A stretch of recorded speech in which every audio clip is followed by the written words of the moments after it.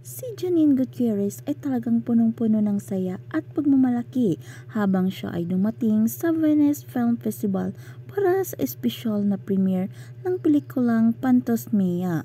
Sa inidirect ng kabatikang direktor na si Love Diaz, ang pangyayaring ito ay isang mahalagang hakbang sa karera ni Janine at ang nagbigay siya ng isang maganda at kapansin-pansing hitsura sa red carpet na tiyak na umaagaw ng pansin. Para sa naturang okasyon, pinili ni Janine ang isang elegante at sopistikadong costume na gown mula sa sikat na designer na si Vani Romoff. Ang kanyang dress ay may low back at kulay powder blue na nagbigay ng kanya sa isang malambot at marilag na anyo.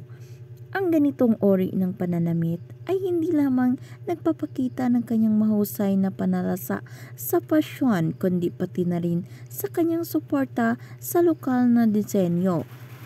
Ang gown na ito ay pumuka sa mata ng tagapanood at photographer sa event at tiyak na nagdagdag sa kanyang kasiyahan sa okasyon.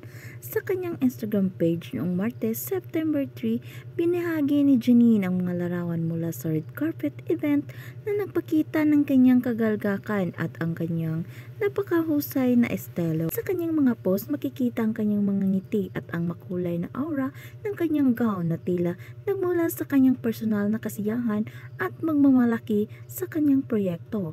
Ang pelikulang Pastomea na pinalabas sa LA Bienal na Venezia na sa ilalim ng outfit competition na Exception ay isang mahalagang hakbang para kay Janine at sa buong cast. Ang La Bienal de Venezia ay isang prestigyosong film festival na kilala sa pagpakita ng nakatatanging pelikula mula sa iba't ibang panig ng mundo at ang pagkakaroon ng isang pelikula sa ilalim ng out of competition na bahagi ay isang tanda ng mataas na kalidad ng proyekto.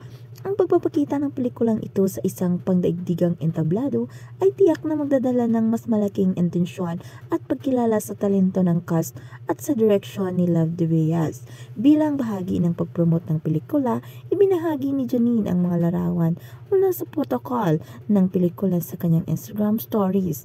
Ang protocol ay isang mahalagang bahagi ng mga film festival kung saan ang mga miyembro ng cast ay crew ay kinukuha ng mga litrato para sa media coverage.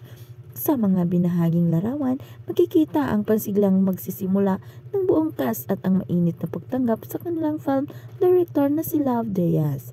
Ang mga ganitong uri ng pagkakataon ay nagbigay daan mula sa higit pang exposure at pagkilala sa kanilang mga gawain at naging paraan din upang ipakita ang kanilang pasasalamat sa mga sumusuporta sa kanilang proyekto. Samantala, hindi rin nakaligtas sa atensyon ng mga tagahanga at ang kasamahan ng industriya ang pagandahang larawan ni Janine.